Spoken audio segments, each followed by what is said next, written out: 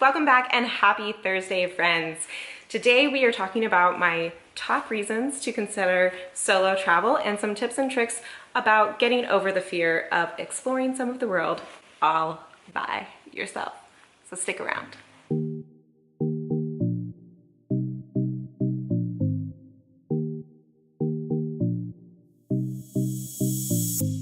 Hey y'all, thanks again for being here. My name is Ryann Carroll. I'm a licensed real estate broker here in Portland, Oregon with Portland Diggs Real Estate. But in addition to that, I am a roaming realtor. And today's video, I'm hoping to serve as kind of a kickoff point for a new series or category of videos that I'll be releasing relating to traveling, preparing for travel, and how to remain a badass with a job at home while exploring a little bit more of the world. Hopefully today's video finds you in a place where you have either traveled internationally already or are considering that, and then bonus points if you're thinking about doing it solo. Where this is spurring from for me is that while I've traveled a lot already and backpacked solo many a time, I have finally put on the books my first longer completely solo trip to South America. I'll be going this winter for 3 months and I am so excited. It's been on my shorter, more urgent bucket list for a really long time, and I'm so excited to finally have it happening. So without further ado, let's talk about my top 5 reasons that I think you should consider traveling solo. Number 1 for me has to be perspective. Bubbles are totally real, and understandably a lot of us find comfort in just remaining in ours. The only downside to that really is perspective. We lose sight of what it's like to be in a different culture, part of a different community. Traveling for me is a really simple, easy, fun, and accessible way, and a reminder to me that it's really important to keep all of those different perspectives at front of mind when creating an opinion or position about anything, as small as material purchases we make to the larger world conflicts that we have. It's so valuable, in fact invaluable I should say, to see more of the world and make more informed decisions because you have done so. I think especially if you travel alone, you come back with so much more compassion and priority shifts. It's well worth it. Number 2 is the almost immediate realization on how little you actually need to survive. I personally am just going through the process of planning even just my packing, and I can tell you that already I want to throw out everything in my life and just go back down to the essentials, because there's something so freeing about only having a couple t-shirts and a couple pairs of pants and kind of doing the Steve Jobs outfit thing, but having everything that you absolutely need with you and in a place that you can just carry it on your back. You realize that all of this material stuff that we have is really kind of unnecessary. Number 3 is as simple as just the challenge of it all. Throwing yourself out of your comfort zone and the inevitable personal growth that will follow. Despite having this channel and the line of work that I'm in and my confidence around the work that I do, I am actually truly a super big time introvert. Being in a room full of absolute strangers with seemingly nothing, obviously at least, in common is my actual nightmare. So that may make traveling solo sound totally bonkers for me, and like, of course I'm going to hate it. But I've got 2 subparts on this one. Firstly, expectation is everything. When I used to run, before my knees revolted, I swear that some days, my shorter run days, would feel so much longer and so much more grueling than my 12-mile or longer whatever days. And it used to irritate me so much, and I was so frustrated trying to figure out what the heck was going on. Why did I hate my 3-mile days and seem to not really have any trouble and actually enjoy or find it very therapeutic to go running for a really long time? What I realized was it was all about expectation. When I was heading out the door to go on a short run, all I was thinking the whole time was, oh my gosh, when is this over? I just want to check the box and say I ran today. But when I was heading out to go on a longer run, I knew that I was going to be going for a long time, and I couldn't afford to feel completely defeated within the first 3 miles, because that was gonna make for a awful experience. So instead, I just shifted my mindset without even realizing it and ended up loving those short runs. Now, why do I mention this? What does this have to do with travel? Well, for me, That room that I was talking about, full of people, strangers that I don't know, well, that becomes the whole world when you're traveling.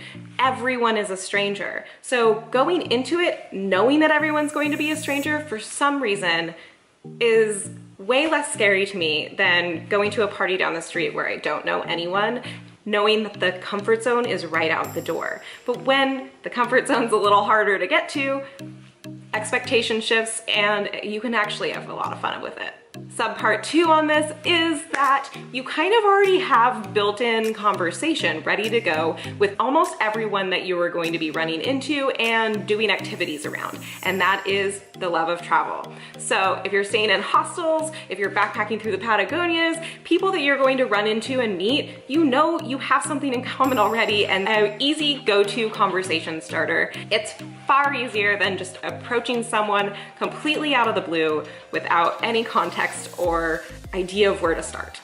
Number 4 is kind of the other side of the coin with that, and that is meeting people from all over the world. This is a little bit more specific than item 1 where I was talking about perspective, but really just meeting like-minded people coming from all different walks of life and areas of the world and learning a bit about their journeys, and inevitably you're going to likely create some real long-lasting friendships.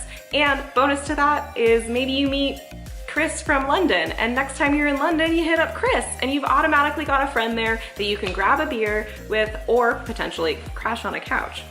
Cool beans.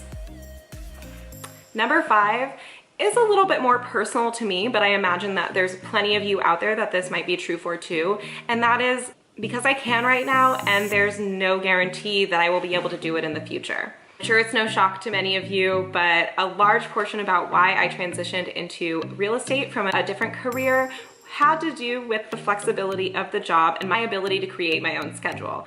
Now, am I working way more than I maybe even anticipated? Absolutely, but that's a good thing. And I do hope to continue to grow and grow my career year over year, meaning that I'll get busier and busier every single year. And so the longer that I wait, the harder it is going to be for me to step away. I'm really, really lucky in that I work at an amazing brokerage with amazing people who are in a more collaborative atmosphere and they're to really champion one another, and we are not really competitive. So that I know that worst case, as much as I'm going to be prepared and supporting all of my clients remotely, if there is any fire that needs to be put out in person, I know I've got several people that would be able to help out, as I'm always willing to help out when they're gone, sort of thing. There are a few other points that allowed me to comfortably pull the trigger on this trip, and I'm gonna mention them here really quick in case it's helpful or relevant to you in your plans or consideration of future trips.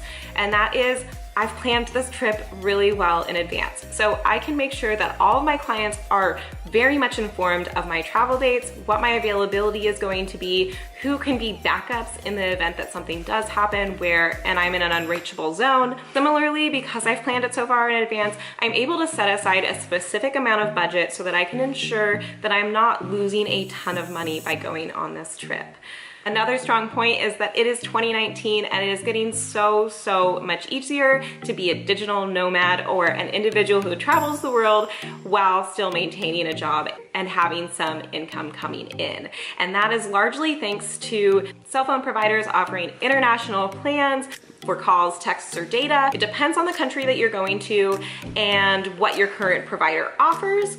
But even if it isn't something that you can add on to your current cell phone plan, it's usually very easy in most countries to get an international SIM card. Beyond that, again, depending on how remote your location, when booking your lodging, you can usually filter on places that do offer Wi-Fi. So Hostel World, if that's your thing, Airbnb, different hotels should be listing that information on their websites as well, meaning that that's less data and less cost to you that you're going to have to be spending, and less internet cafes. Lastly, my career is definitely taking off a bit and I'm so excited about that, but I also strategically planned this trip around the slower time for my market. So if you're considering a trip, definitely look at the whole year for your job, your occupation, and figure out if there's a time that really is the quietest. Employers will probably be much happier to have you go at slower times of the year rather than peak times, and I highly encourage you to check out a book called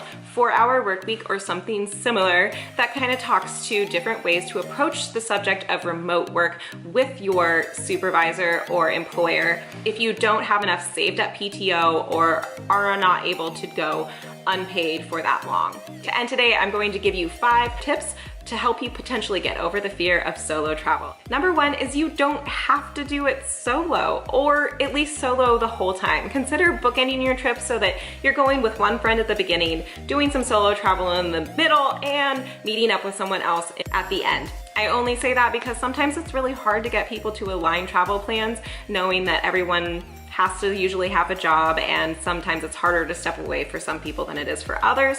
But if you haven't traveled internationally before and it would make you way more comfortable to go with somebody, or schedule part of it, start it out that way. There's no wrong answer here, and just do whatever makes you most comfortable.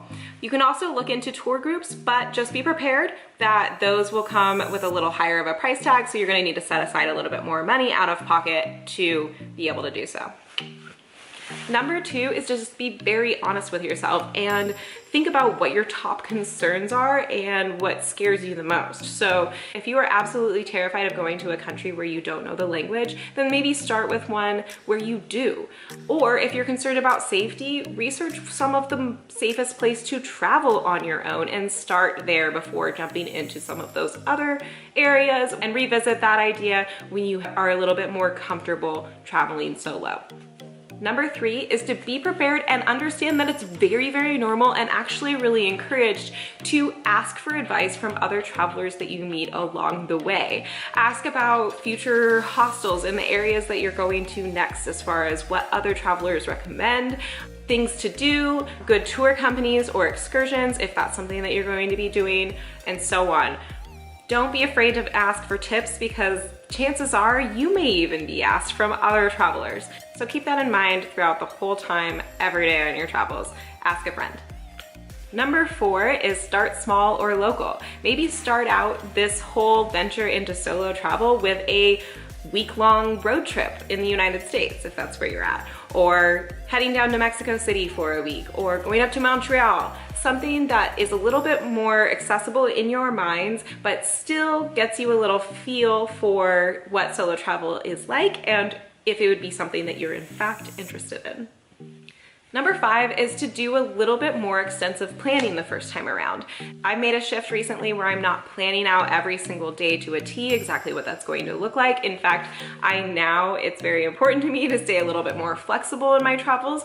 But if you're going on your first trip, there's no harm in making a little bit more of a solid itinerary, making sure that people back home know exactly what that's going to look like for you, and everywhere you go telling either receptionists or other dorm mates or your host, whatever it is in your scenario, where you are going. Know that someone local knows where you are, and someone who is maybe an emergency contact knows exactly where you are. It can help put your mind at ease a lot, just knowing and walking through your day aware that other people are informed as far as what you are doing. The last thing I'll say about this is to remember that the media has a lot more success with stories that invoke fear. And for every one of those stories, there's probably thousands where someone went on a similar or the same exact trip without any issues at all. The main thing is to keep in mind that there's a risk associated with everything. Just do the work to be prepared. Whatever that means to you, go in with a good mindset and you will most likely have an absolutely magical time.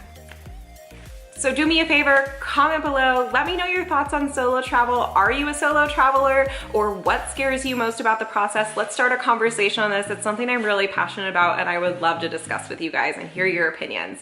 If you like this video, as always, remember to give it a thumbs up and subscribe and click that bell if you're into any travel tips, productivity ideas, or real estate. Any and all of those will be coming with new videos every single Thursday. And make sure you stay tuned for next week, because I'll be doing a part 2 of this video with some tips to stay safe as a solo traveler. Can't wait to see you next week. You are awesome. I love speaking with you today. And until next time, remember to dig where you live.